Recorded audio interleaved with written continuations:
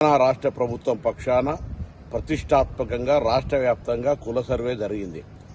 ఇప్పటికీ ఇందులో ఎవరైనా తమ సమాచారం ఇవ్వని రాజకీయ పార్టీల నాయకులు, ప్రజాప్రతినిధులు, అధికారులు, ఉన్నత స్థాయి అధికారులు ఎవరైనా తమ సమాచారం ఇవ్వకపోయి ఉంటే దయచేసి మీ ప్రాంత సమాచార సేకరణ అధికారి ఎమ్యునరేటర్కు పిలిచి మీ యొక్క సమాచారాన్ని ఇవ్వాల్సిందిగా కోరుతా ఉన్నాం. రాజకీయాలు లేవు ఇందులో. గతంలో టీఆర్ఎస్ ప్రభుత్వం చేసినప్పుడు కూడా మేమందరం ప్రతిపక్ష నాయకులుగా అందరం ఇచ్చినాం.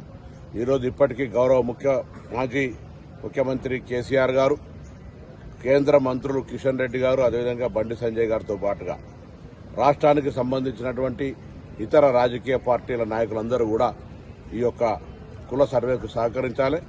లేదా సమాచారాన్ని ఇవ్వకుండా బీసీల వ్యతిరేకులుగా ఈ యొక్క నిర్వహణకు వ్యతిరేకంగా మీరు భావం ఉంటే బహిరంగంగా చెప్పండి. కానీ ప్రభుత్వం తీసుకున్నటువంటి సర్వే సమాచారంలో మీరు లేకుండా ఉంటే మంచిది కాదు. కాబట్టి ఈ సమాచార సేకరణకు సహకరించి మీ వివరాలను ఇవ్వాల్సిందిగా నేను ఈ సందర్భంగా కోరుతా ఉన్నాను. ఎవరైనా రాకపోతే వాళ్ళు పోస్టులు పెట్టి వాళ్ళు విమర్శ చేయడం కాదు.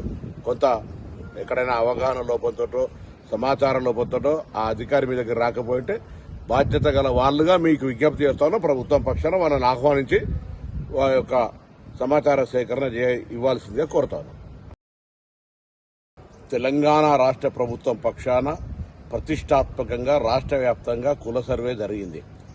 ఇప్పటికీ ఇందులో ఎవరైనా తమ సమాచారం ఇవ్వని రాజకీయ పార్టీల నాయకులు, ప్రజాప్రతినిధులు, అధికారులు, ఉన్నత స్థాయి అధికారులు ఎవరైనా తమ సమాచారం ఇవ్వకపోయి ఉంటే దయచేసి మీ ప్రాంత సమాచార సేకరణ అధికారి ఎమ్యునరేటర్కు పిలిచి మీ యొక్క సమాచారాన్ని ఇవ్వాల్సిందిగా కోరుతా ఉన్నాం.